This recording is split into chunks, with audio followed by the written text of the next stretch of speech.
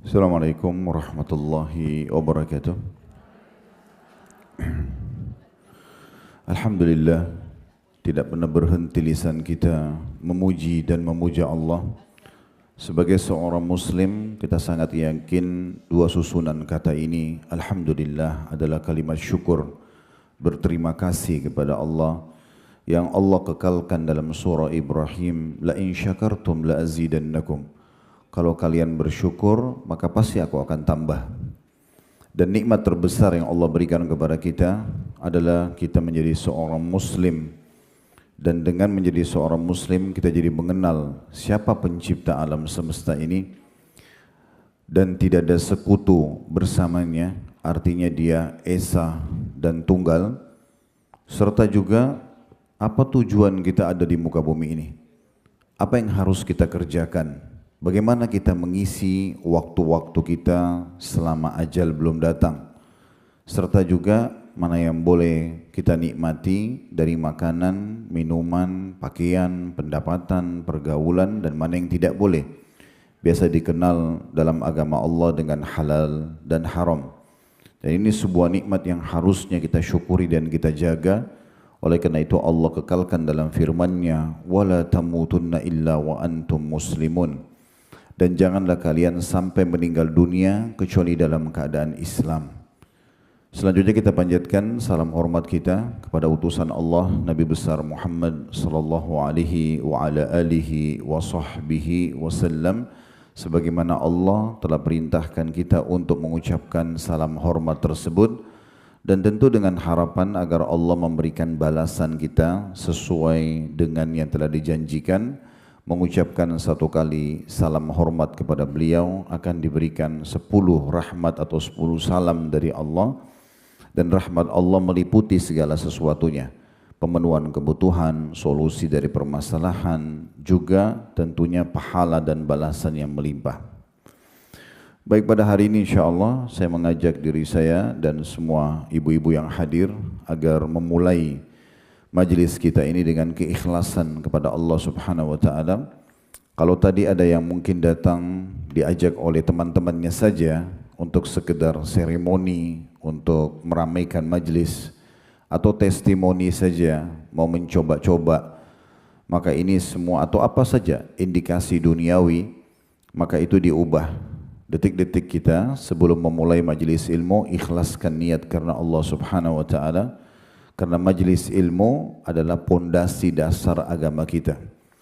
Tidak ada iman dalam hati seseorang kepada Sang Pencipta Allah tanpa ilmu. Dengan kita sering mendengar ilmu, maka iman kita akan terasa ya, makin banyak dan tebal di dalam hati ini. Dan otomatis orang kalau sudah punya iman, semua bisa berubah. Orang bodoh jadi pintar, orang pelit jadi dermawan, orang penakut jadi pemberani, dan apa saja yang dibutuhkan untuk kesempurnaan hidup akan didapatkan dengan keimanan seseorang. Juga kemudian saya ingin sampaikan di awal majlis, karena kita dari jam 10 pagi ini sampai menjelang asar nanti dengan 2 sesi kita. Saya duduk di sini bukan karena lebih tahu daripada ibu-ibu sekalian, tetapi karena saya diundang dan diminta. Oleh karena itu kita menjalankan hadis Nabi SAW, salah satu hak muslim kalau minta nasihat maka berikanlah nasihat. Kita sama-sama semua terus belajar, tidak ada batas waktu untuk belajar bagi seorang muslim. Sampai akhir hayat harus kita belajar. Karena dengan ilmu sekali lagi tadi iman kita akan ada dalam hati, bahkan makin sering mendengarkannya maka makin berbekas ilmu tersebut dan makin tebal iman tentunya. Kemudian juga selanjutnya saya mau mengucapkan terima kasih kepada semua panitia yang sudah menjadi penyebab berjalannya acara ini. Jazakunna khairan, semoga ini menjadi tambahan amal saleh, dan juga untuk semua peserta yang sudah hadir. Mudah-mudahan Allah berikan kita ketabahan dan istiqomah setelah duduk di majelis ilmu ini untuk mempraktikkan apa yang sudah kita dapatkan.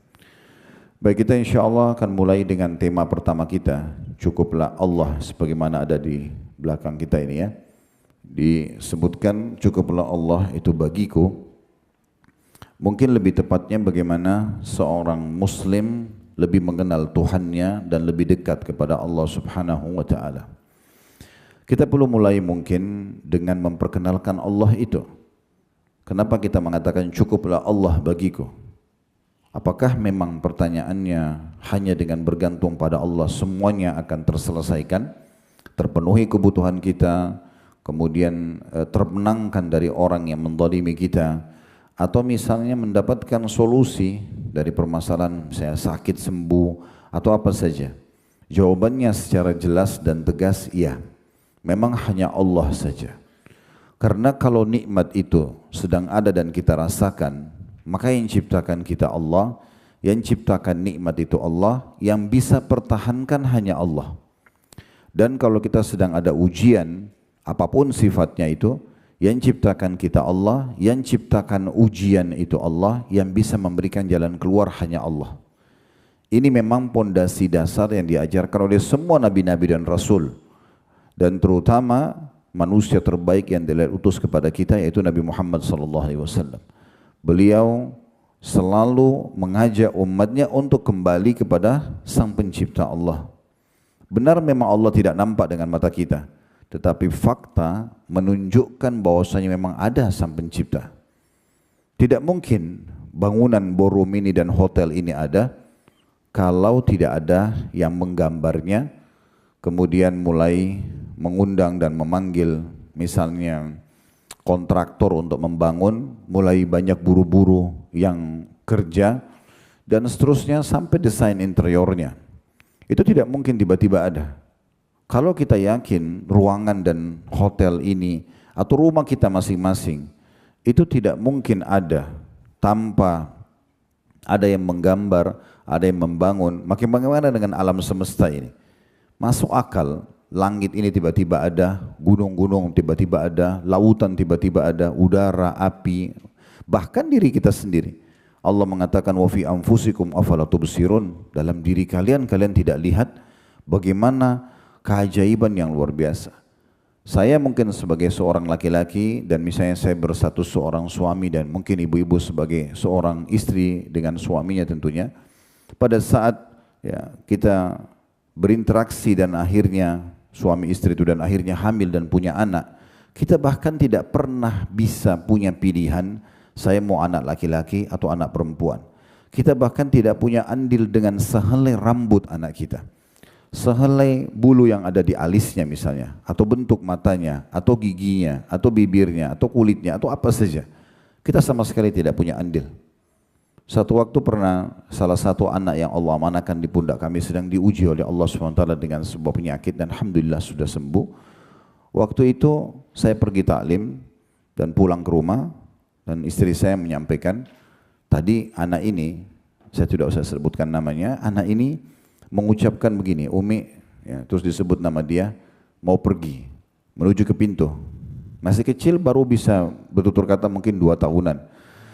Maka pada saat itu istri saya sudah sedih, khawatir ini jangan sampai tanda-tanda ajalnya datang atau seperti apa. Karena perempuan kadang-kadang terbawa dengan perasaan. Begitu saya pulang lalu dia bahasakan.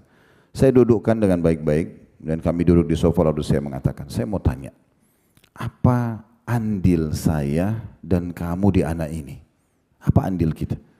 Apakah ada andil kita di sehelai rambutnya, di kulitnya, di jenis kelaminnya?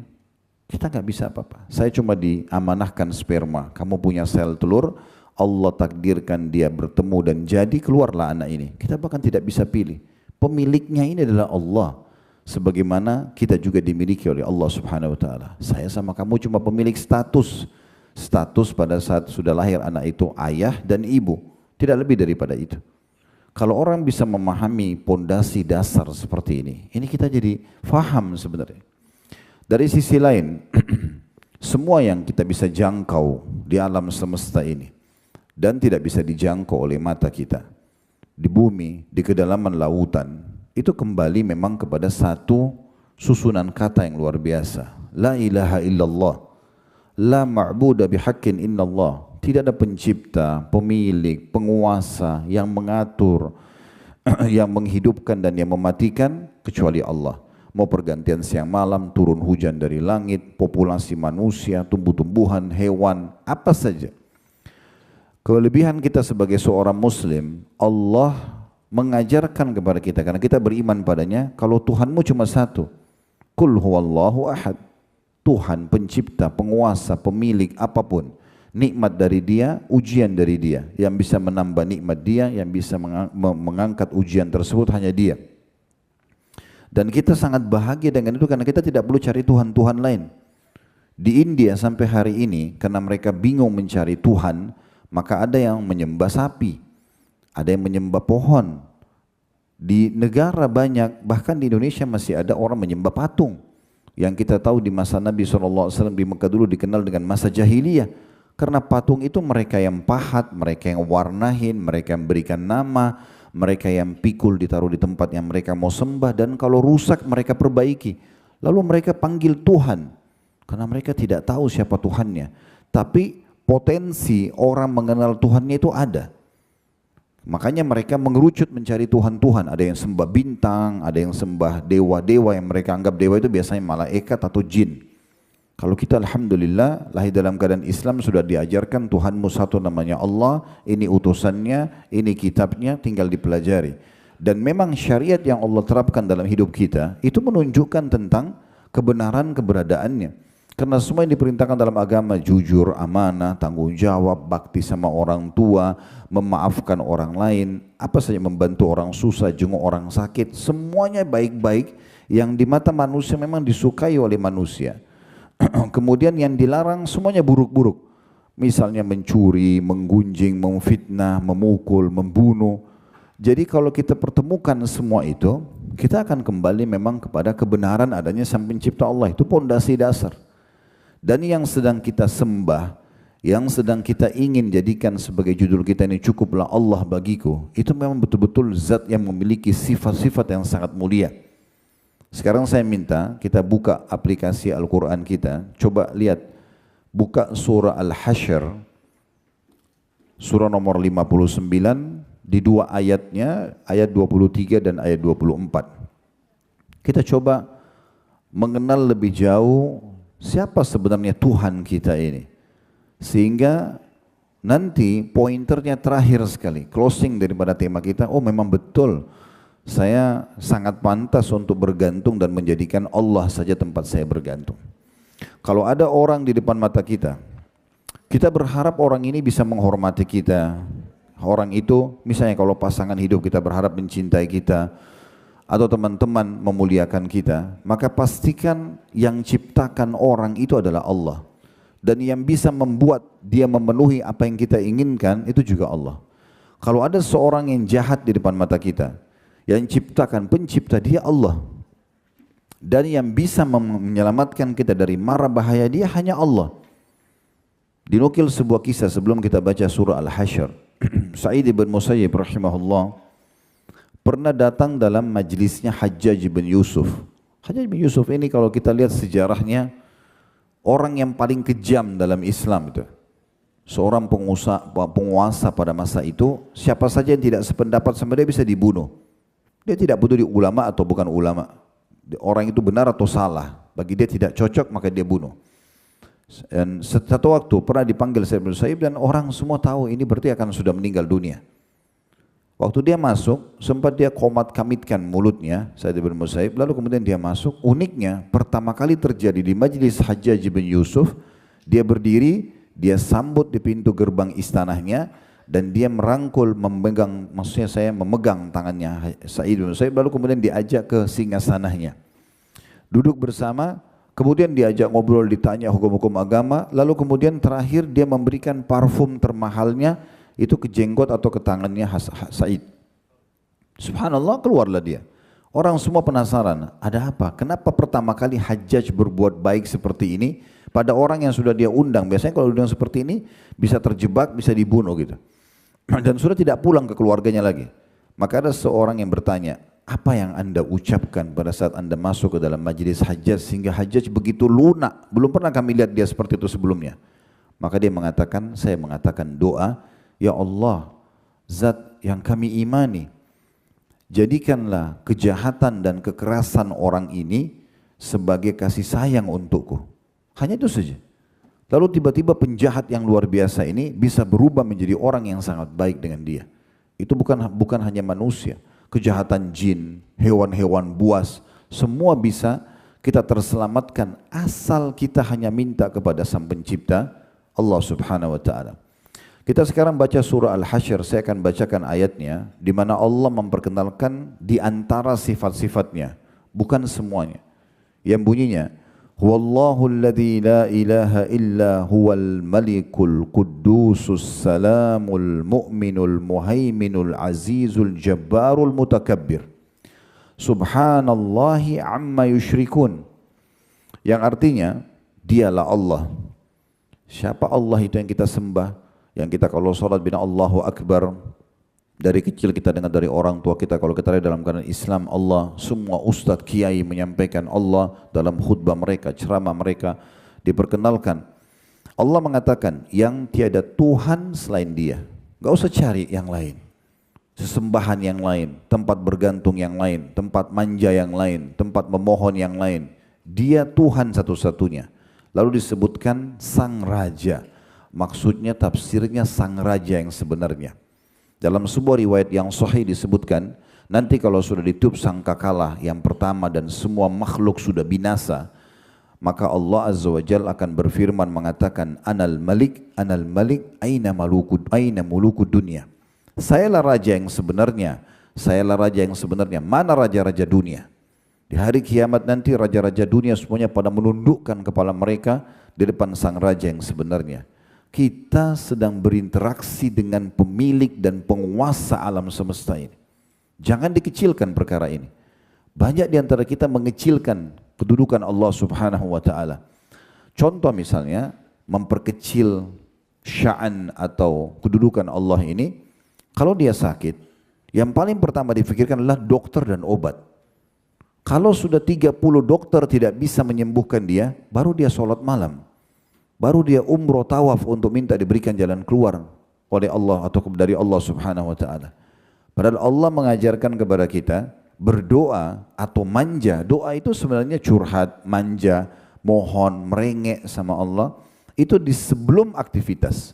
Sebelum makan berdoa, sebelum tidur berdoa, sebelum pakai baju berdoa, sebelum keluar rumah berdoa. Mungkin suami istri berinteraksi biologis berdoa.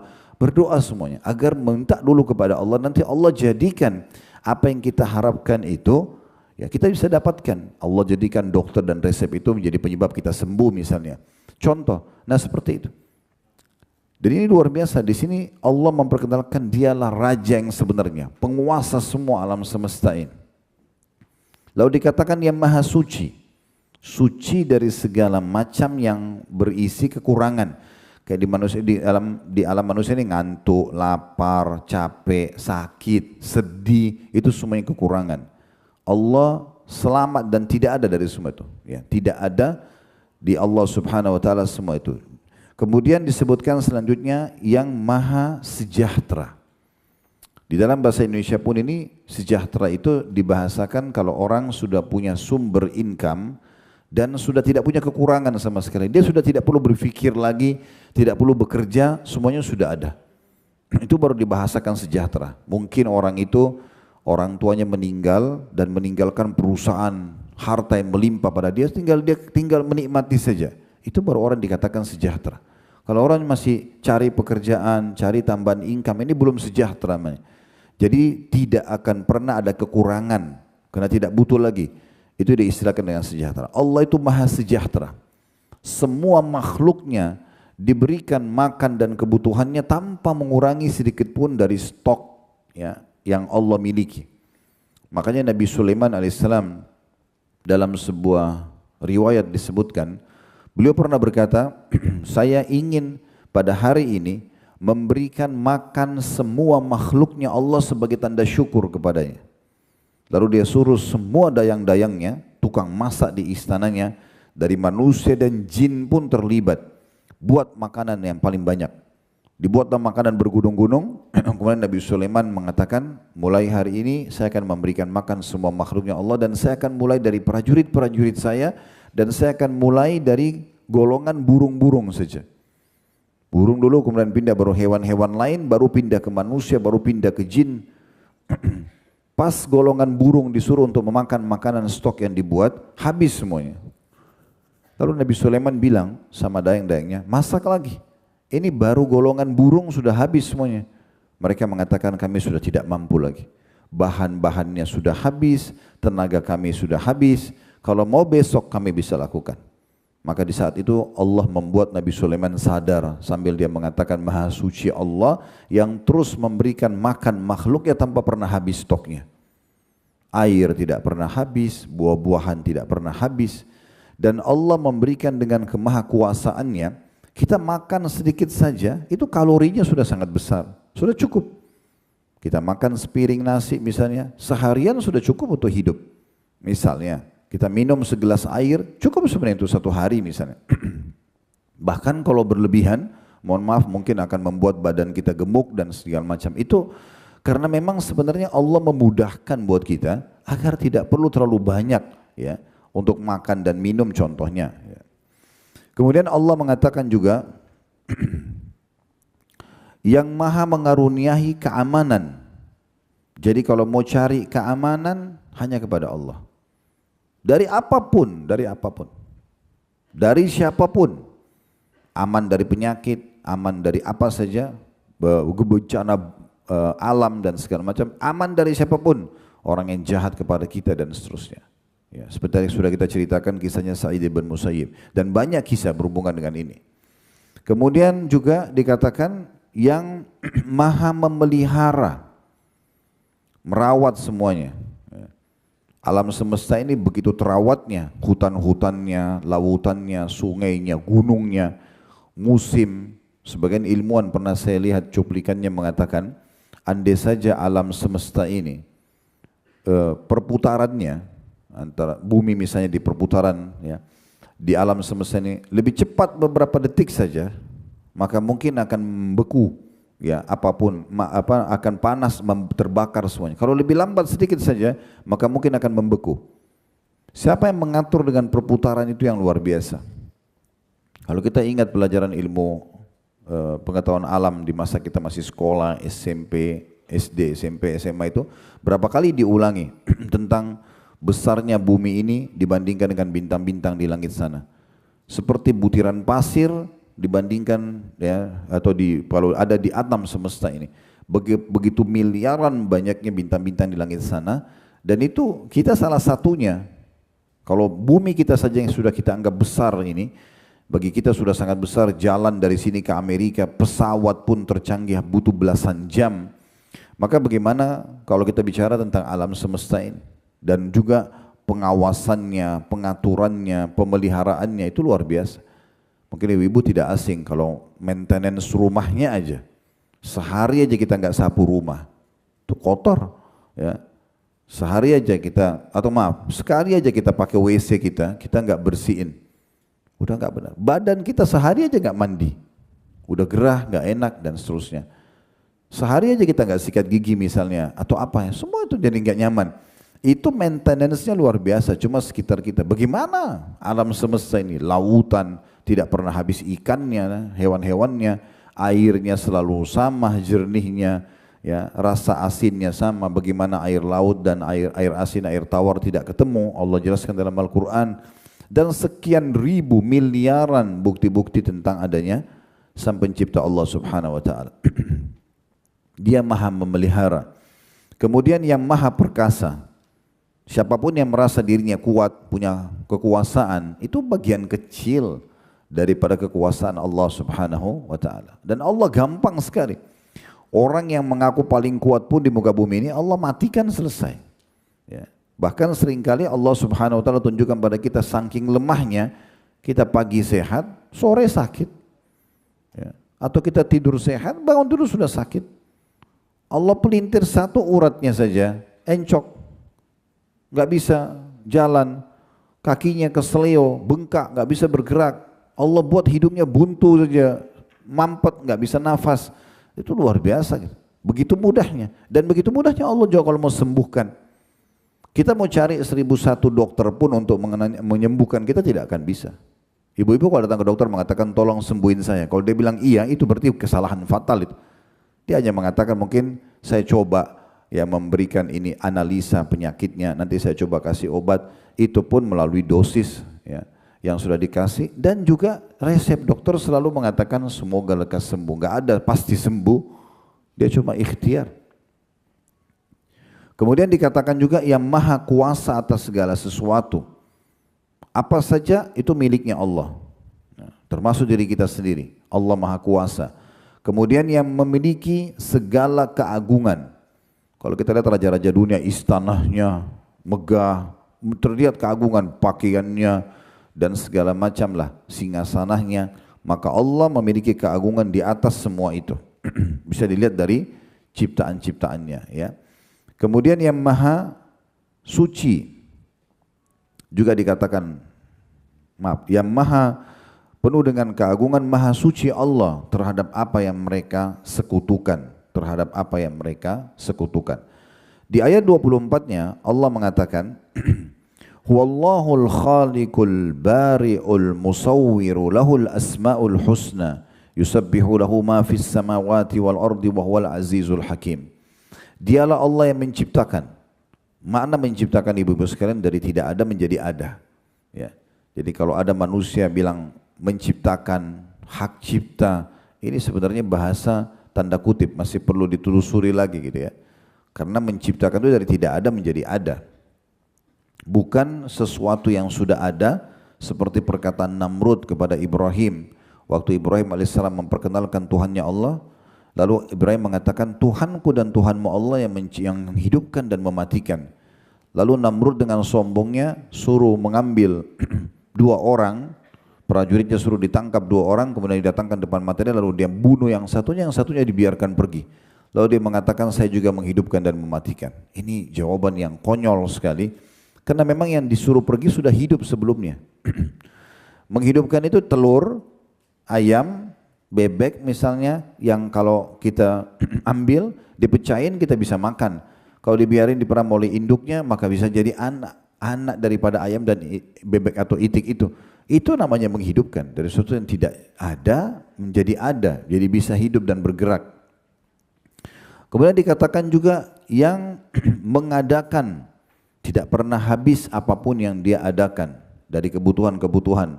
Kemudian yang membentuk rupa, yang membuat alis kita seperti ini, jumlah helai bulu alisnya, hidungnya, bola matanya, urat-urat saraf yang begitu rumit yang ada di dalam tubuh kita ini, jari-jari dengan 5 seperti ini dan segala macam hal lah, susunan gigi dengan fungsinya masing-masing. Lalu Allah kembangkan itu kepada di tengah-tengah manusia, lahirlah dokter THT, dokter mata, dokter gigi, semua hanya untuk melihat bagaimana keajaiban ciptaan Allah Subhanahu wa taala.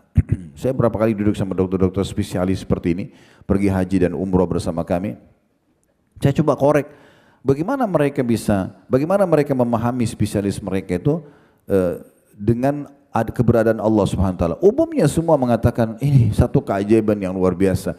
Bagaimana susunan gigi itu berbeda-beda fungsinya, dan gigi itu bisa tertanam di gusi dan segala macam urat sarafnya.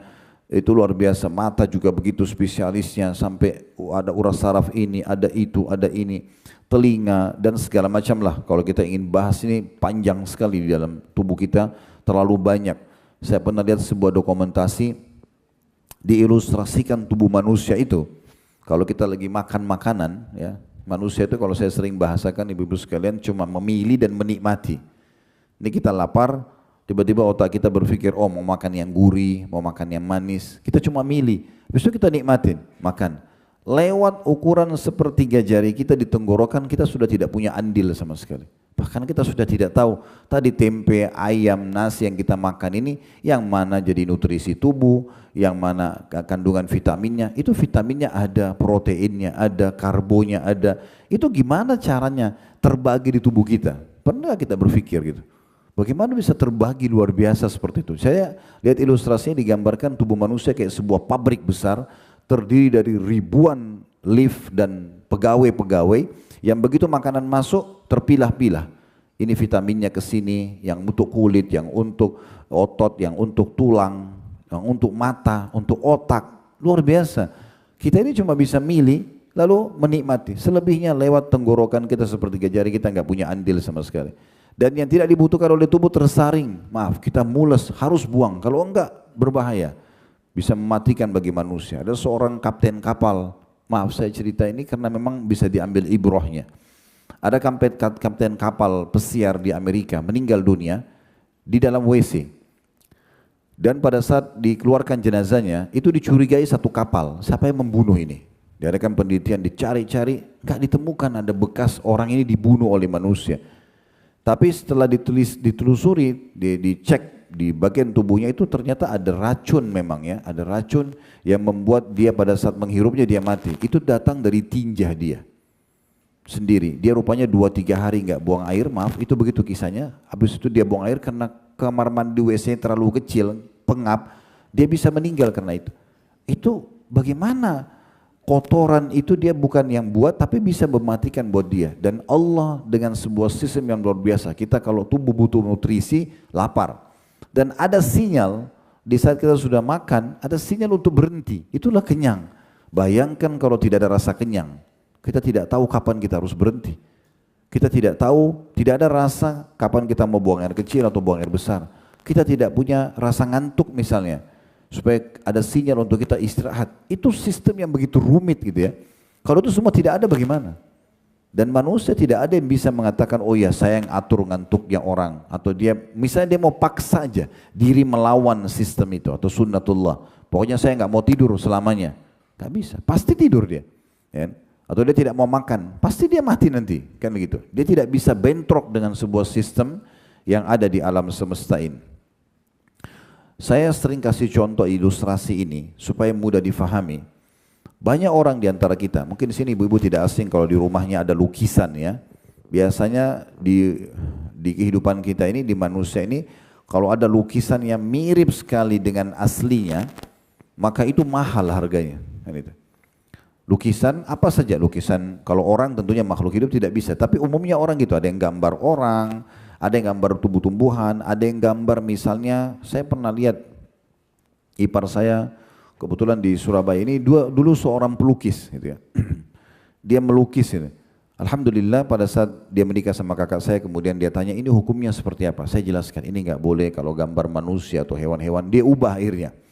Ada buku yang dia perlihatkan ke saya, buku itu semua lukisan dan di situ ada ditulis misalnya pasar di Mesir tahun 1700 berapa, tahun 1200 berapa Masehi.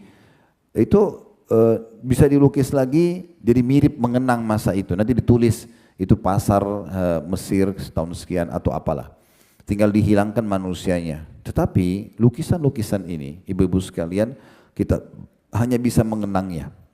Ilustrasinya begini, ada orang kadang-kadang dia misalnya bersama dengan, anggaplah ini contoh saja, dia bersama dengan seorang pelukis di pinggir pantai. Kemudian pelukis itu membawa papan lukisnya 1 kali 1 meter atau 1 kali 2 meter lah misalnya. Di depan dia sama kita ini yang sedang hadir di situ melihat ada lautan, dan airnya yang biru, ada langit yang biru yang cerah, ada burung yang terbang, ada pohon kelapa misalnya dengan buahnya. Mulailah pelukis itu melukis, dia menciplak apa yang ada depannya. Begitu selesai dan mirip, uniknya sering kali kita di posisi yang bukan pelukis yang melihat itu, kita terkagum-kagum melihat lukisan dia. Kenapa? Karena mirip sama aslinya. Ini kan unik. Kita puji 1 kali 2 meter papan lukisnya yang cuma menciplak dan kita lupa yang aslinya tempat dia ambil. Lukisan itu hanya bisa dikenang, oh ini pelukis si fulan pernah melukis misalnya di pantai di Surabaya gitu contoh. Contoh saya cuma begitu. Tapi tidak bisa dinikmatin kecuali cuma dikenang. Kalau ini alam semesta, suara gemericik airnya bisa didengar, ya sejuk air lautnya bisa disentuh, suara kicauan burung bisa didengar, kelapanya bisa dinikmatin, terik matahari bisa dirasakan panasnya. Kok ini dilupakan lalu bangga dengan lukisan itu? Kan itu unik sekali. Ya, kadang-kadang kita tidak berpikir seperti itu. Saya selalu juga mengajak ilustrasi, coba mendatangkan ilustrasi kepada jemaah untuk memahami tentang bagaimana keberadaan Allah Subhanahu Wa Taala. Ibu-ibu misalnya mau masak ayam, saran saya saja. Mungkin kita kalaupun umumnya orang beli ayam yang sudah dipotong misalnya. Kalau misalnya beli ayam yang masih hidup kemudian di pasar kita suruh orang itu potong misalnya. Ayam itu mungkin kalau kita mau jamu tamu mau makan, langsung kita beli ayam. Ya udah saya mau ayam yang ini, yang besar atau yang jantan atau yang betina. Begitu kita beli, ya sudah.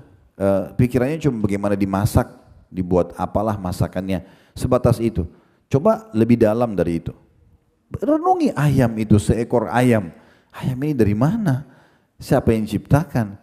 Satu helai bulu ayam saja, itu kalau kita perhatikan baik-baik ayam jantan misalnya ya, ayam jago itu bulunya itu ada bulu warna hitam, ada merah, ada hijau, bagus sekali itu warnanya. Satu bulunya saja. Bagaimana dengan bulu-bulu yang tertancap di tubuhnya? Dari mana ayam ini gitu? Dan kenapa tidak pernah habis stoknya? Ini hal yang harus dipikirkan. Ibu-ibu mau makan buah, pengen beli anggur misalnya. Ada anggur hijau, merah, hitam. Oke, saya pengen yang warna hitam aja, karena lebih manis misalnya. Jangan cuma sekedar beli, petik dari tangkainya, kemudian oh iya manis ya, udah begitu aja. Itu sayang sekali. Coba pakai untuk merenungi poin yang berhubungan dengan masalah pengenalan Allah SWT. Siapa yang menciptakan anggur ini? Kulitnya, teksturnya, rasanya, aromanya.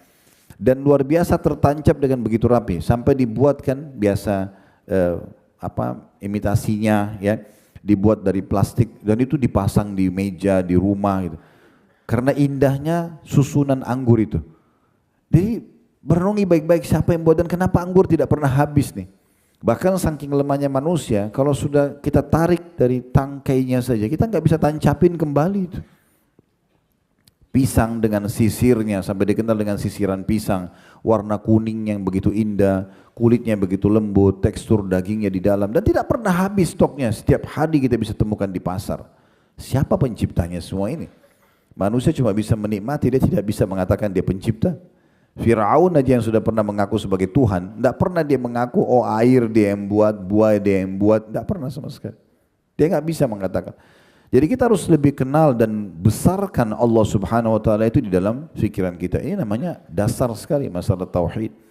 Baru kita sampai kepada tema kita ini ya.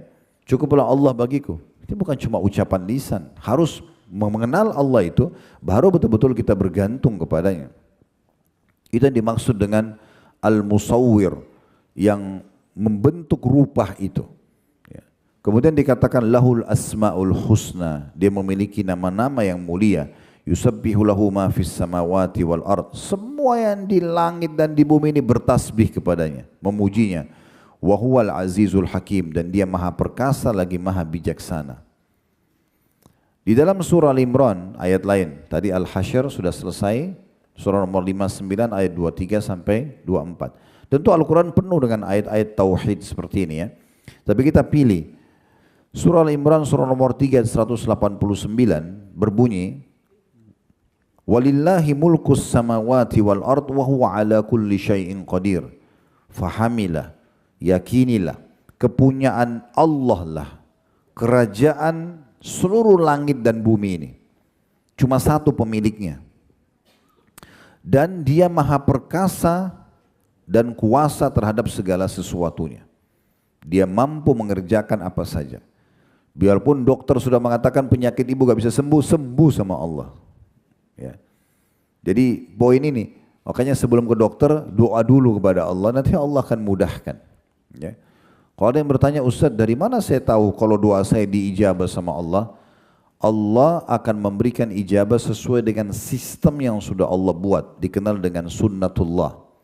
Misalnya ibu lagi lapar, ibu bilang ya Allah hilangkan lapar saya. Memang laparnya gak hilang langsung. Sebenarnya Allah mampu melakukannya, tapi Allah sudah buat sebuah sistem agar kita manusia melalui sistem itu. Kita akhirnya terfikir mau makan apa, dikunyah dulu, ditelan dulu, diproses di usus, baru kemudian laparnya hilang. Kita nggak sakit, Allah buat kita ngantuk, istirahat dan seterusnya. Ya. Jadi seperti itu kita minta ya Allah mudahin jodoh buat saya. Allah nggak akan lemparin pasangan dari langit. Ya. Tapi tiba-tiba ada yang melamar, ada yang suka, ada orang tua tawarin anaknya. Kita minta rezeki, Allah nggak akan lemparin duit dari langit. Tapi kita tiba-tiba ada yang teman yang ajak bekerja sama, bisnis, atau kita dapat proyek apa gitu ya. Itu semua sinyal-sinyal rezeki yang perlunya kita fahami. Nah seperti itu sistem yang Allah berikan. Jadi kita sedang bermuamalah, berinteraksi dengan raja pemilik alam semesta ini. Agungkan itu dalam diri kita. Kemudian selanjutnya dalam surah At-Taubah, surah nomor 9 ayat 116. Surah nomor 9 ayat 116, Allah juga berfirman, Innallaha lahu mulkus samawati wal ard, yuhyi wa yumit, wa ma lakum min dunillahi min waliyyin wala nasir. Jadi surah At-Taubah, surah nomor 9 ayat 116, artinya sesungguhnya kepunyaan Allah lah kerajaan langit dan bumi ini. Dia menghidupkan dan mematikan. Hanya Allah saja yang menghidupkan dan mematikan. Dan sekali-kali tidak ada pelindung dan penolong bagimu selain Allah. Kemudian juga kita bisa lihat Allah subhanahu wa ta'ala menyebutkan di dalam surah Al-Hajj agar kita berfikir. Surah nomor 22 ayat 73 ya, sampai 74.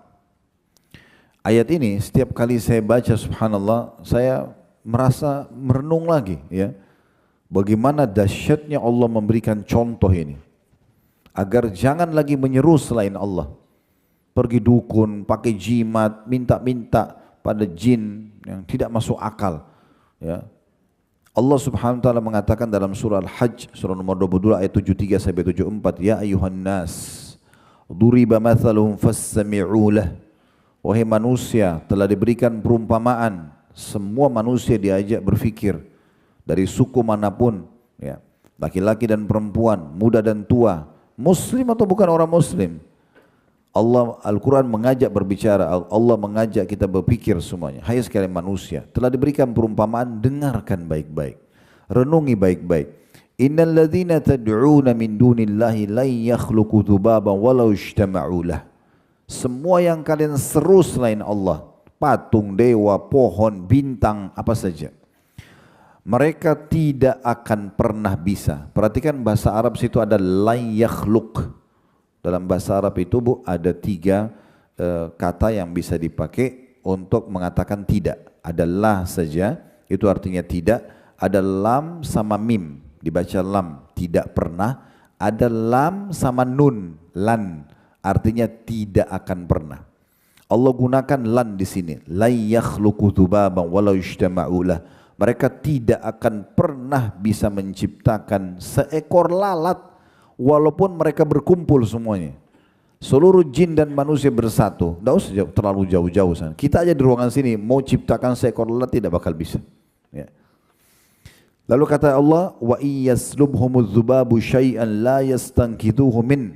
Kalau lalat itu curi sesuatu dari mereka, mereka tidak mampu mengambilnya kembali. Ini kita punya segelas susu, datang lalat ambil setetes susu lalu dia terbang. Kita bisa kejar. Kita bisa ambil kembali. Allah bilang, kalau lalat curi sesuatu dari mereka, mereka tidak bisa mengambilnya kembali.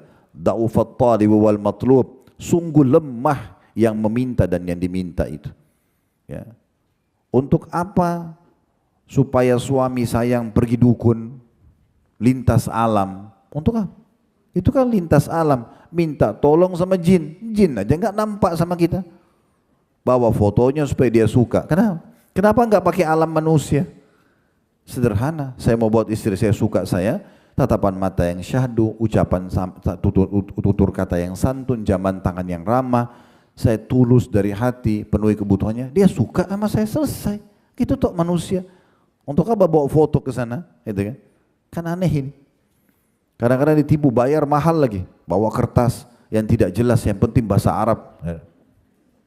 Ada satu ibu dulu di Kemang di Jakarta Selatan. Saya habis cerita tentang ini, dia datang keluar di pengajian lalu kasih saya, Ustaz, apa ini Ustaz? Dipakai kayak map kecil warna biru, begitu dibuka dalamnya ada kertas fotokopian, bayarnya 5 juta lagi. Ini Ustaz, saya tanya ini untuk apa Bu? Katanya orang itu kasih saya supaya saya tidak cerai sama suami, supaya hidup saya bahagia. Kertas, apa hubungannya? Hah? Begitu saya buka saya sudah tahu nih gambar pedang, gambar apa, huruf hijaiyah dibolak-balik. Ini semua dari orang-orang penipu manusia. Untuk apa itu? Ya, tidak dibutuhkan. Tapi banyak manusia tidak faham itu. Mereka melakukan kesyirikan kepada Allah Subhanahu wa taala. Lemah itu. Ada satu kementerian di Saudi, Bu, namanya Hayya Amil Ma'ruf Nahi Mungkar. Khusus mereka menegakkan, menyuruh pada ma'ruf dan melarang kemungkaran. Salah satu tugasnya, mereka menangkap dukun-dukun. Subhanallah, saya pernah lihat cuplikan beberapa masyayikh yang ditugaskan sebagai pimpinan mereka. Itu pada saat menangkap dukun lagi praktek. Sebelum, itu kan kalau dukun kepergok, kalau di Saudi ya, kena hukum Islam berlaku. Kalau kepergok lagi praktek, itu dipenggal. Hukum mati. Karena menjalankan sabda Nabi SAW, haddus sahir darbatum bis saif, hukuman penyihir dipenggal lehernya. Kedapatan kepergok selesai. Maka sebelum dia dihukum mati, disuruh praktek. Bagaimana kau minta tolong sama syaitanmu itu? Dia pakai baju merah, dari kepala sampai kaki. Saya lihat sendiri tuh bajunya, kainnya merah, semua tertutup, cuma matanya yang kelihatan. Laki-laki ini ya, sampai ke kaki, kemudian dia pecut dirinya dengan cambuk kuda itu. Dia bilang kalau saya sudah pecut-pecut sambil panggil setannya itu ya, siapapun namanya gitu, cambuk-cambuk, dia panggil apa gitu. Di Indonesia kan ada namanya, di negara-negara lain ada namanya, Indonesia apa genderuwo lah, apa tuyul segala macam. Dicambuk dirinya, dipanggil-panggil, nanti kalau saya sudah berdarah-darah dia bilang, baru kemudian saya dengar suara. Ini kebodohan ini. Ya. Allah tidak butuh semua itu. Tinggal wudu, ya, hadap kiblat, alhamdulillah, wassalatu wassalamu rasulillah, Allah sembuhin penyakit saya, mudahin urusan saya. Gampang, nggak sakitin badan, nggak repot, nggak libatin orang. Ya. Sampai Aisyah mengatakan radhiyallahu anha, minta, ya, beliau nukil dari sabda Nabi SAW, mintalah kepada Allah segala sesuatunya, sampai tali sendal kalian. Minta. Dan Nabi SAW mengatakan memang dalam hadis begitu. Minta. Para sahabat itu disebut dalam riwayat Umar bin Khattab, kalau sendalnya putus angkat tangan ke langit, ya Allah sendal saya putus gantikanlah. Sendal minta sama Allah. Allah enggak lempain sendal dari langit. Tetapi Allah mudahin, ada orang yang kasih kita sendal. Kita dapat duit bisa beli sendal. Sistem yang sudah Allah ciptakan tadi yang saya bahasakan. Jadi kita disuruh minta sesuatu, segala sesuatu. Sayangnya kita kadang-kadang mau minta sama Allah kalau kita anggap besar. Nanti kalau penyakit kronis baru minta sama Allah. Nggak, minta apapun. Kalau perlu mau keluar pergi ke satu pasar, minta sama Allah dimudahin parkirannya. Doa. Nggak ada masalah. Doa itu kata Nabi SAW, yanfa'u bima nazal wa ma lam yanzil. Doa akan bermanfaat bagi sesuatu yang belum terjadi atau sudah terjadi. Dan kata Nabi SAW, la yaruddul qadha illa doa. Tidak ada yang bisa menolak takdir kecuali doa. Sampai Dr. Sa'id Al-Qahtani hafidhahullah dalam buku beliau Masalah Doa menyebutkan makna hadis ini adalah 3. Bisa doa itu lebih kuat daripada keputusan takdir Allah, maka doa bisa mengalahkan takdir tadi. Tadinya kita akan kena satu ujian, tidak bisa kena doa kita. Atau doa lebih lemah, lebih kuat keputusan itu sehingga akhirnya terjadi sebagai ujian buat dia, tapi kalau dia berdoa bisa meringankan dan memberikan jalan keluar. Atau dua-duanya bersaing. Misalnya ibu sakit sudah sebulan, kalau berdoa juga sebulan berarti berimbang itu. Misalnya contoh. Tapi kalau dia baru berdoa sekali, penyakitnya berjalan sebulan, ini enggak berimbang. Bisa saja dikalahkan doa tersebut. Jadi saking luar biasanya Allah berikan peluang kita sebenarnya untuk bisa ya bergantung kepadanya. Kemudian Allah mengatakan, ini yang kita ingin titik beratkan ya, di ayat 74-nya, ma qadarullah haqqa qadri innallaha laqawiyyun aziz. Sungguh mereka betul-betul ya tidak memposisikan ya atau tidak mengenal Allah dengan sebenar-benarnya. Sungguhnya Allah itu maha kuat lagi maha perkasa. Maha kuat lagi maha perkasa. Mengemis sama makhluk, ibu-ibu sekalian, tidak akan mendatangkan solusi. Namun kalau kita kembali kepada sang raja yang sebenarnya, kita akan mendapatkan solusinya. Renungi ini ya, hadis Nabi SAW diriwayatkan Abu Dawud sama Tirmidzi dengan sanad yang sahih. Hadis ini selalu saya jadikan motivasi buat saya untuk selalu kembali dan bergantung hanya kepada Allah saja.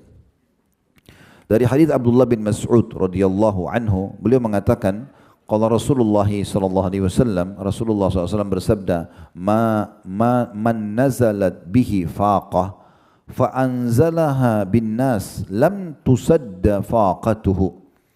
Siapa yang punya permasalahan lalu dia ya kembalikan atau dia adukan itu kepada manusia, maka tidak akan menyelesaikan permasalahannya.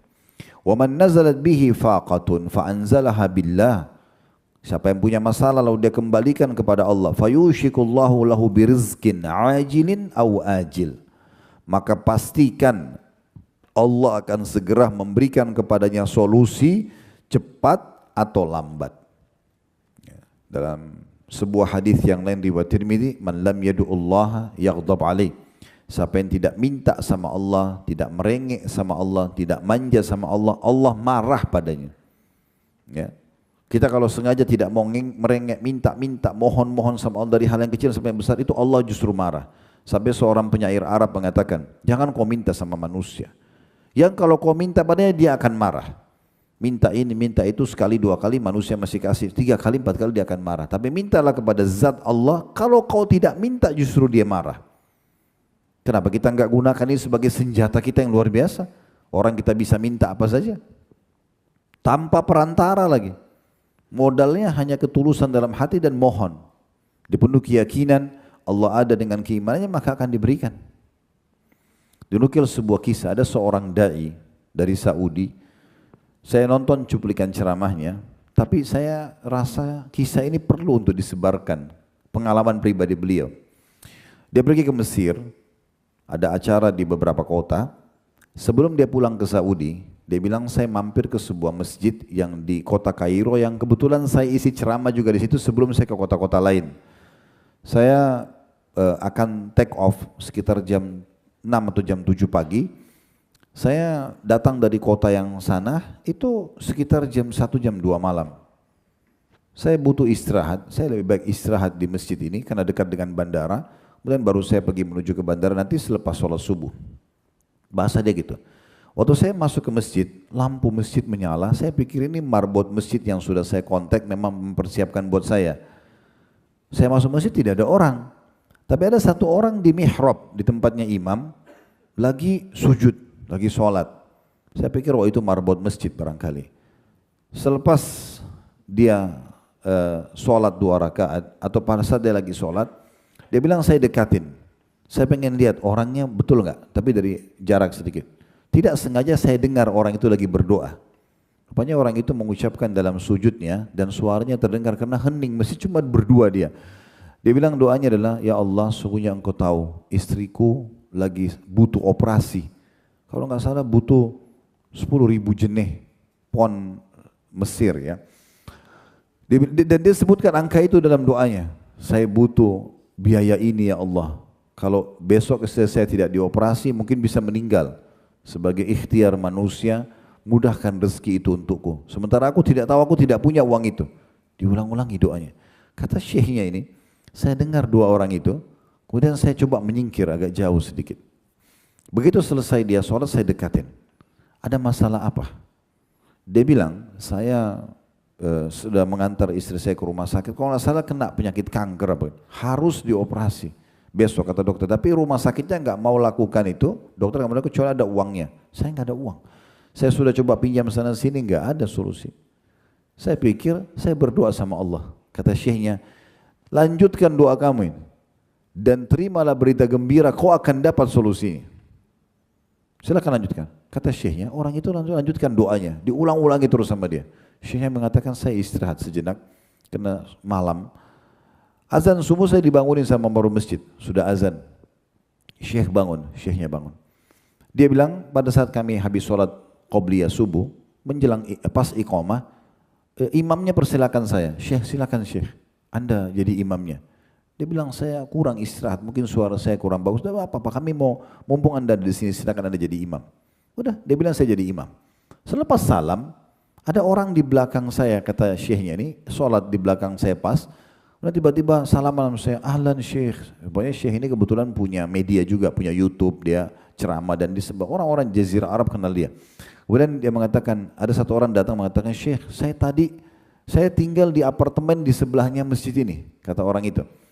Saya tadinya mau sholat subuh di tempat lain, tapi waktu mulai Anda membaca ayat, saya kenal suara Anda. Saya datang sholat di sini. Karena itu. Terus tiba-tiba orang itu bilang begini, Syekh, ada satu hajat saya. Kata Syekhnya, apa itu? Dia bilang, saya punya zakat mal. Nilainya 10.000 pon. Nilainya mirip sama orang yang minta doa tadi malam itu. Saya ingin kasih ke satu orang.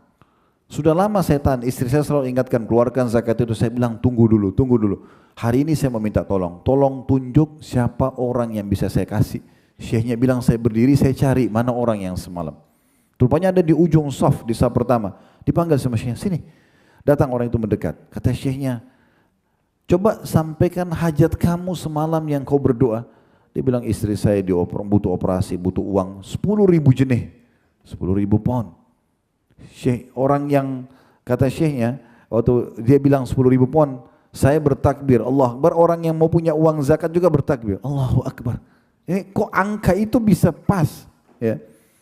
Maka kata Syekhnya, orang ini punya zakat, dia mau alokasikan. Dan orang ini punya hajat, dia bilang sama punya zakat. Maka saya sarankan berikan kepada orang ini. Diberikanlah pada orang tersebut. Orang tadi sujud kepada Allah, bersyukur, ya Allah terima kasih. Orang kembali kepada Allah itu luar biasa. Tinggal butuh keyakinan atau tidak. Ingat ya, kalau ibu menyampaikan hajat kepada Allah, jalankan hadis Nabi SAW, Udu'u rabbakum muqinuna bil ijabah. Berdoalah kalian, manjalah kalian, mohonlah kalian pada Tuhan kalian dalam kondisi penuh keyakinan akan diijabah.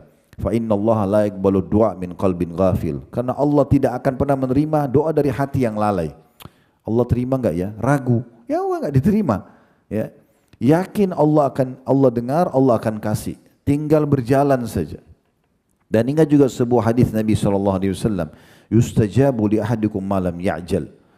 Pasti akan diijabah doa seseorang antara kalian selama dia tidak tergesa-gesa.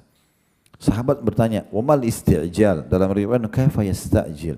Bagaimana tergesa-gesa itu ya Rasulullah? Kata Nabi SAW, "Yaqulu da'utu wa lam yustajabu li fatarakat du'a." Dia mengatakan, saya sudah berdoa tapi belum lihat ijabahnya, lalu dia tinggalkan doa. Mungkin ibu tinggal sekali lagi berdoa Allah ijabah. Kenapa berhenti? Jangan pernah berhenti sampai lihat apa yang ibu minta.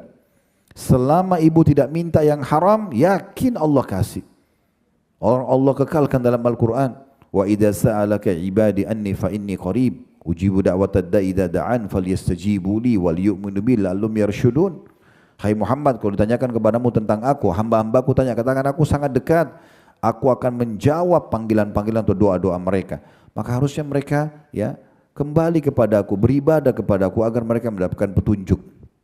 Jadi kita harusnya faham ini, dibesarkan kadar Allah Subhanahu wa taala di depan mata kita. Dan ada sebuah hadis juga yang mulia, hadis yang masyhur sekali ya, tapi mengajarkan kepada kita, mengingatkan kita kembali tentang bagaimana Allah Azza wa Jalla memerintahkan kita untuk betul-betul bergantung kepadanya. Dan dari hal yang kecil sampai hal yang besar. Dahulukan Allah baru kemudian ikhtiar manusiawi. Itu yang baru namanya tawakal, ya. Dalam hadis Abi Dzar radhiyallahu anhu Al-Ghifari, beliau mengatakan anin Nabi sallallahu alaihi wasallam yarwihi ar-rabbih azza wa jalla. Dari Nabi SAW yang menukir riwayat dari Tuhannya, Allah yang maha mulia dan maha tinggi. Ini hadis qudsi. Annahu qal, bahwasanya Allah berfirman, ya ibadi, wahai hamba-hambaku. Allah ajak bicara kita semua. Kami, saya dan teman-teman dai ini hanya penyambung apa yang Allah sampaikan. Bapak ibu sekalian, ibu-ibu harus renungi baik-baik ini. Ya. Wahai hamba-hambaku, Allah ajak bicara anda secara individu dan kita semua secara umum. Kata Allah, inni haramtu dzulma ala nafsi wa ja'altuhu bainakum muharraman fala tadzalamu. Ingatlah, kata Allah, aku mengharamkan kezaliman atas diriku. Tidak mungkin tidak memberi hak atau mengambil yang bukan hak. Dan aku jadikan haram di antara kalian. Maka jangan kalian saling menzalimi. Ambil yang punya kita saja. Bukan punya kita jangan disentuh. Walaupun sebutir beras, walaupun seteguk air, haram dalam Islam tidak boleh. Dan sumber pendapatan haram bisa mendatangkan banyak mara bahaya. Ya. Ributnya rumah tangga, durhakanya anak dan segala macam hal. Kami pernah tabligh akbar di kota Makassar, judulnya akibat makanan haram. Kalau ibu-ibu yang sudah mengikuti medsos kami di Khalid Basarma Official di YouTube, itu ada cari di playlist, akan cari judul bedah buku tentang akibat makanan haram. Itu luar biasa efeknya.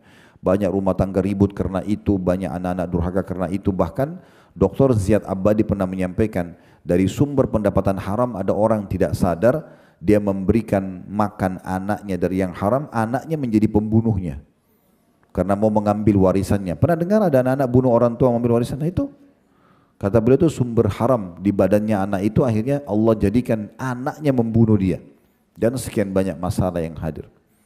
Maka tinggali semua kezaliman, bukan hak kita jangan sentuh, udah selesai. Dan ingat ya, kita punya kapasitas, mulut kita ini masuk 1 sendok nasi, 2 sendok udah nggak bisa ngomong gitu ya. Kita juga kalau telan itu harus pelan-pelan, kalau enggak susah kita menelannya, kapasitasnya ada. Hidung kita Allah buat kecil begini, kita cuma bisa hirup dengan kapasitasnya. Mata kita ada jangkauan melihatnya, tangan bisa jangkauan melihat. Bahkan yang kita kenakan, kopiah saya pakai begini, cuma bisa 1. Pakai 2 kopiah diketawain orang gitu. Ibu pakai jilbab double-double diketawain orang, kan gitu. Baju kita bisa pakai 1, 2 lembar, pakaian dalam sama pakaian 2. Pakai 5 lembar baju, kan itu jadi lucu gitu ya. Sepatu 1 pasang, punya 5 pasang sepatu, butuh 5 kali. Kalau 1 hari 1, 5 hari baru diganti. Kapasitasnya ada. Kaki kita melangkah ada kapasitasnya, semua ada kapasitasnya. Supaya kita tidak melebihi itu. Pesan yang kedua, itu pesan pertama dalam hadis ini. Pesan yang kedua, ya ibadi, kullukum dhallun illa man hadaituhu fastahduni ahdikum. Wahai hamba-hambaku, kalian semua sesat. Kalian tidak tahu harus berbuat apa kecuali yang aku berikan petunjuk padanya. Maka mintalah petunjuk hanya kepadaku, aku akan tunjukkan kalian. Minta sama Allah, nanti Allah akan gerakkan makhluk memenuhi kebutuhan ibu. Jangan ke makhluk lalu tinggalkan Allah, ini kebalik. Minta dulu sama Allah, nanti Allah gerakin tuh semuanya orang-orang untuk datang memenuhi kebutuhan kita. Ini poin, tinggal mengatur saja sebenarnya. Cuma kadang-kadang orang tidak ngatur itu. Ya. Jadi semua kita tidak dapat petunjuk kecuali yang Allah berikan petunjuk padanya. Maka minta petunjuk padaku, petunjuk apa saja. Ya. Ngomong, minta sama Allah subhanahu wa ta'ala. Allah marah kalau kita enggak manja sama dia. Ini disuruh manja enggak mau gimana sih? Kan gitu. Pesan yang ketiga, ya ibadi, wahai hamba-hambaku, kullukum ja'i'un illa man at'amtu fastat'imuni at'imkum. Wahai hamba-hambaku, kalian semua lapar kecuali yang aku berikan makanan, minta makanan padaku. Ini hadis sahih. Ya. Nabi SAW mengatakan, Allah berfirman, minta makanan kepadaku. Ya. Kemudian jadi makanan pun kita minta ya. Pesan selanjutnya, ya. Yang keempat, ya ibadi, kullukum arin illa man kasautu fastaksuni aksukum. Kalian semua wahai hamba-hambaku telanjang, tidak berbusana, kecuali yang aku berikan pakaian padanya. Minta pakaian kepadaku. Disuruh minta makanan, minta pakaian. Ya. Ini baru pesan keempat. Pesan yang kelima, jadi minta pakaian. Ya. Minta baju, minta pakaian apa saja sama Allah SWT. Pesan yang kelima, ya ibadi, innakum tukhti'una bil-laili wan-nahar wa ana aghfirudz dzunuba jami'a fastaghfiruni aghfir lakum. Wahai hamba-hambaku, kalian banyak berbuat kesalahan-kesalahan di malam dan di siang hari. Dan akulah satu-satunya yang bisa mengampuni dosa-dosa. Maka mohon ampunlah kepadaku, aku akan maafkan kalian. Ya. Pesan pertama enggak boleh zalim, pesan kedua minta petunjuk sama Allah, pesan ketiga minta makanan sama Allah, pesan keempat minta pakaian sama Allah, pesan kelima minta ampun agar dimaafkan oleh Allah. Ya, karena semua dosa itu Bu ya, penyebab daripada hilangnya fasilitas bertahap. Kalau ibu kerja di satu perusahaan, buat pelanggaran berarti sangat terancam dengan hilangnya fasilitas kerjaan tersebut, sumber income dan segala macam. Nah itu kalau dalam agama kita namanya dosa. Buat pelanggaran dosa berarti akan ada fasilitas yang diangkat. Makanya dalam hadits Nabi SAW dikatakan oleh beliau, ada banyak rezeki hamba yang tertahan karena dosa yang dia lakukan. Jadi enggak usah buat pelanggaran, selesai. Toh juga ada solusinya. Kan? Khamar minuman keras, nggak boleh. Baik, ada gantinya, ada air putih, ada susu, ada madu, ada sirup. Kenapa harus khamar? Orang mau interaksi biologi, suka lawan jenis, oke. zina dilarang, ada nikah, kenapa enggak nikah, gitu kan? Kemudian juga makan, diharamkan babi, ada sapi, ada kambing, ada ayam, ada kelinci. Kenapa harus yang haram? Apa masalahnya? Yang haram itu cuma sebagai ujian dan ada gantinya. Kalau orang beriman nggak bisa makan enak, nggak bisa tidur enak, nggak bisa biologis, mungkin orang melanggar. Ini nggak ada. Pesan yang keenam, ya ibadi, innakum lan tablughu dharri fatadurruni wa lan tablughu naf'i fatanfa'uni. Wahai hamba-hambaku, kalian tidak dapat membahayakanku dan kalian juga tidak dapat memberikan manfaat kepadaku. Ibu kalau dari bayi, kita begitu lahir dari bayi, kita udah bisa ibadah, sudah bisa zikir, udah bisa doa, udah bisa sholat. Sampai kita mati, anggap umur kita 200 tahun lah. 200 tahun kita ibadah. Demi Allah nggak bermanfaat buat Allah itu. Kenapa banyak orang sholat buru-buru, seperti orang store kewajiban saja. Karena dia pikir Allah butuh. Salah bu, Allah nggak butuh dengan sholat anda, puasa anda, zikir anda. Allah nggak butuh, kita yang butuh dengan itu. Sayang waktu yang dibuang-buang zikir seperti orang kumur-kumur. Apain? Subhanallah. Sambil diresapi maknanya. Alhamdulillah. Ya, wala ilaha illallah. Wallahu akbar. Renungi maknanya. Oh ya maha suci Allah. Segala puji bagi Allah. Tidak ada Tuhan yang berhak disembah kecuali Allah. Allah maha besar. Pelan-pelan. Berdoa pelan-pelan. Apa yang diucap? Rabbana atina fid dunya hasanah. Renungi makna, ya Allah berikan aku semua kebaikan yang terbaik di dunia. Wa fil akhirati hasanah. Semua yang terbaik di akhirat. Wa qina adzabannar. Selamatkan kami dari api neraka. Renungi. Makin kita renungi maknanya, itu makin khusyuk namanya, makin konsentrasi, makin mudah diterima. Jadi kita betul-betul tidak akan membahayakan Allah kalau kita tidak bisa memberikan manfaat walaupun kita ibadah seumur hidup kita. Dan juga tidak bisa membahayakan Allah. Artinya kalaupun kita dari lahir bayi sampai mati maksiat terus, tidak ada bahayanya buat Allah. Tidak ada bahaya. Karena seluruh makhluk Allah ini umumnya beribadah kepada Allah. Semua malaikat beribadah kepada Allah. Semua benda-benda di langit, di bumi ini beribadah kepada Allah. Yang malas ini, yang kufur hanya sebagian kecil dari jin dan manusia. Umumnya semua beribadah kepada Allah. Itu pesan yang keenam. Yang ketujuh, ya ibadi, lau anna awwalakum wa akhirakum wa insakum wa jinnakum kana ala atqa qalbi rajulin wahidin minkum ma zada dzalika fi mulki syai'a. Wahai hamba-hambaku, kalau seandainya manusia pertama dan jin pertama yang saya ciptakan sampai yang terakhir lahir, semuanya digabungkan jin sama manusia itu, semuanya sama, berada pada level takwa tertinggi. Orang yang terbaik ibadahnya, takwanya adalah Nabi Muhammad SAW. Anggap semua jin, semua manusia miliaran sama dengan Nabi Muhammad SAW ketakwaannya. Apa kata Allah SWT? Tidak akan menambah sedikit pun dari kerajaanku. Gak ada pengaruhnya. Semua kalian baik, gak ada pengaruhnya. Allah gak butuh dengan amal kita. Kemudian dikatakan, ya ibadi, law anna awwalakum wa akhirakum wa insakum wa jinnakum kana ala afjari qalbi rajulin wahidin ma naqasa dzalika min mulki syai'an. Wahai hamba-hambaku, kalau seandainya kalian semua, manusia yang pertama, jin yang pertama sampai yang terakhir, puluhan miliar, ratusan miliar jumlahnya pun, semuanya afjar qalbi rajulin, semua buruk seperti Fir'aun misalnya, kufur kepada Allah, semua tidak akan mengurangi sedikit pun dari kerajaanku. Tidak ada pengaruhnya sama Allah. Pesan ke-8, ya ibadi, lau anna awwalakum wa akhirakum wa insakum wa jinnakum qamu fi sa'idin wahidin fasa'aluni fa'ataitu kulla insanin mas'alata ma naqasa dhalika mimma indi illa kama yanqusul mikhyatu idza udkhilal bahr.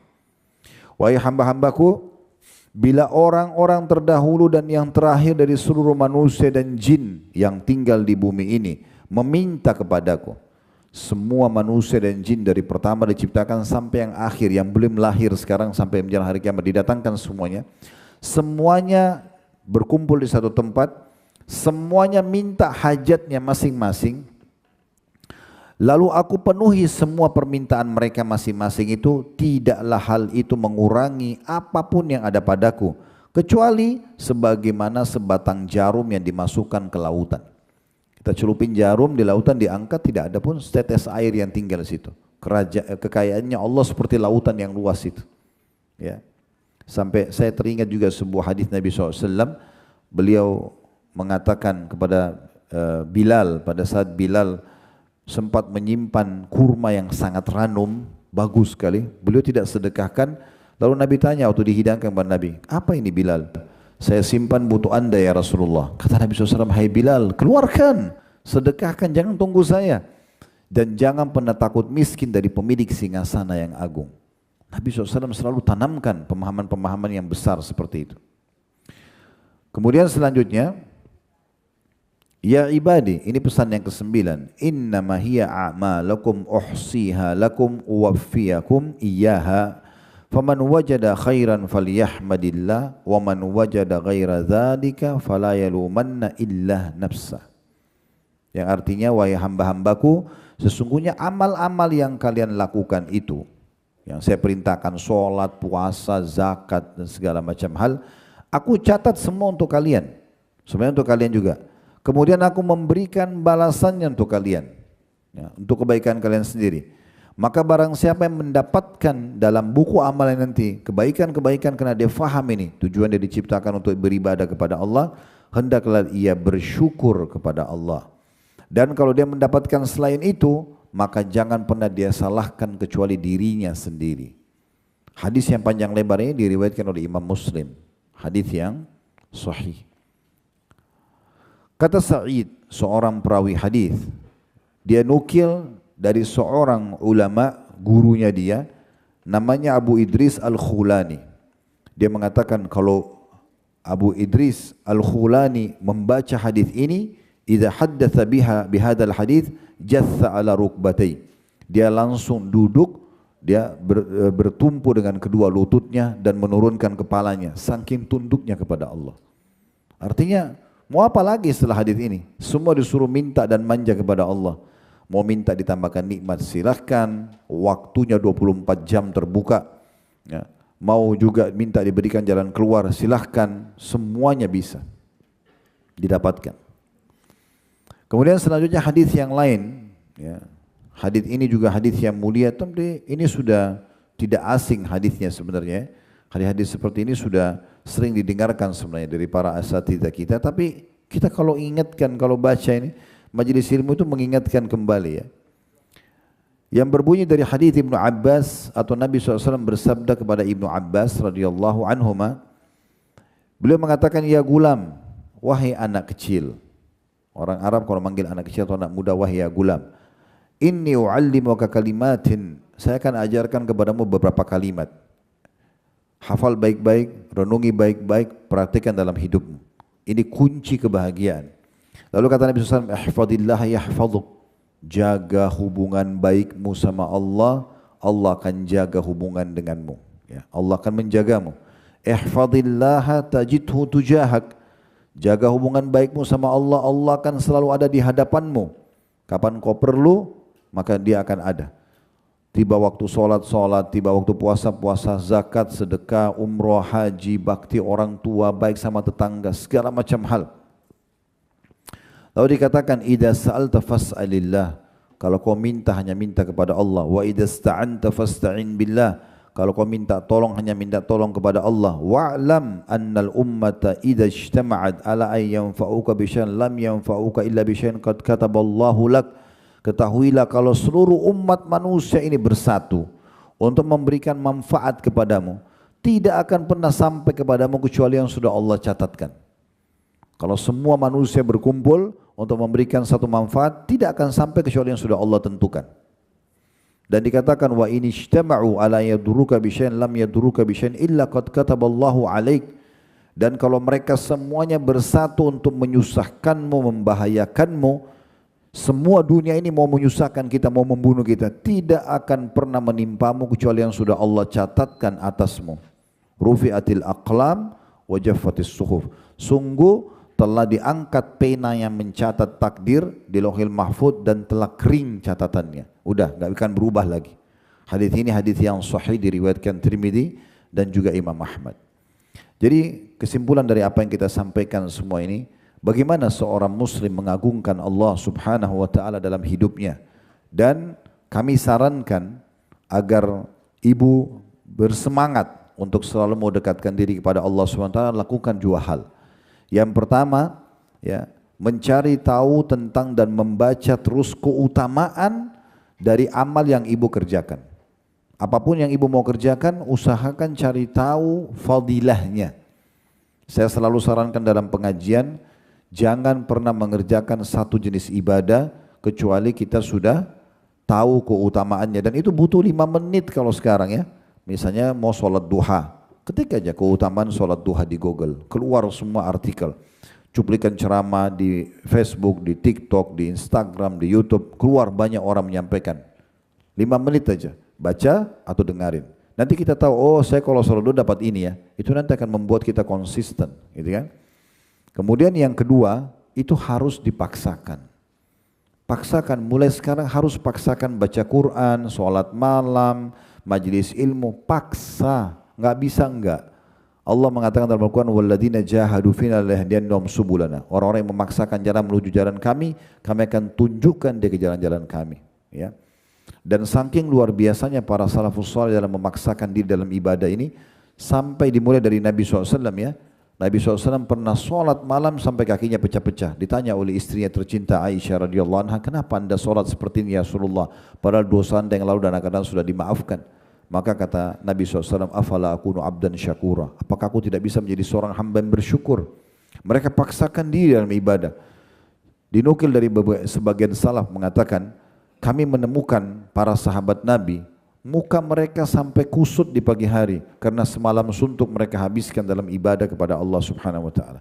Bahkan ada di antara mereka kalau luput satu ibadah saja, mereka ganti dengan ibadah yang lain.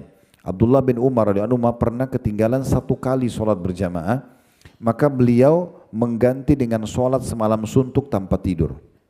Umar bin Khattab, ayah beliau, pernah beli satu kebun itu indah sekali, ada sumber mata air, pohon kurmanya banyak, buahnya random sekali.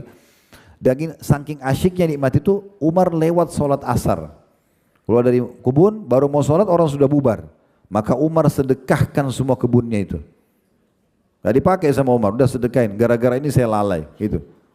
Jadi begitu mereka luar biasa dalam menjaga ibadahnya. Mereka ganti dengan ibadah lain atau mereka segera mengisi dengan ibadah dengan jenis ibadah yang lain. Satu pesan penting, kalau seandainya luput dari ibu satu ibadah, ya, ingat ya, ini tidak bisa terulang, nggak bisa diperbaiki. Contoh misalnya tadi malam Anda tidak sholat tahajud, kan hukumnya sunnah, oke. Tapi kalau misalnya ibu dengar tiba-tiba keutamaan, oh sholat malam itu perkataan Aisyah radhiyallahu anha, jangan kalian tinggalkan sholat malam karena Rasulullah SAW tidak pernah tinggalkan sholat malam walaupun beliau dalam kondisi letih, beliau sholat sambil duduk. Oh saya mau sholat malam deh. Tapi yang bisa tinggal nanti malam kalau masih hidup. Yang tadi malam nggak bisa diperbaikin. Jadi kalau ada peluang ibadah jangan disia-siakan karena nggak bisa terulang. Nggak bisa terulang. Kita kalau sholat masbuk 1 rakaat saja, itu sudah cukup membuat kita tidak bisa perbaikin. Gak bisa kita bilang sama imam, imam kembali dong ke rakaat pertama supaya saya ikut, supaya malaikat catat dari awal. Tidak bisa. Ya. Ada kesempatan sedekah orang miskin, jangan negosiasi sama syaitan. Ya. Oh itu masih kuat, masih mampu, nanti aja orang miskin di depan. Mungkin kita berapa langkah lagi mati, itu amal terakhir. Sedekah aja, gak usah negosiasi. Ibadah itu kalau datang kesempatannya dieksekusi, bukan negosiasi sama syaitan. Kalau ibu lakukan ini dengan izin Allah SWT, betul-betul nanti kita bisa menggantungkan ya nasib kita dan apapun kepada Allah Subhanahu wa taala. Subhanakallahumma bihamdika asyhadu an la ilaha illa anta astaghfiruka wa atubu ilaik.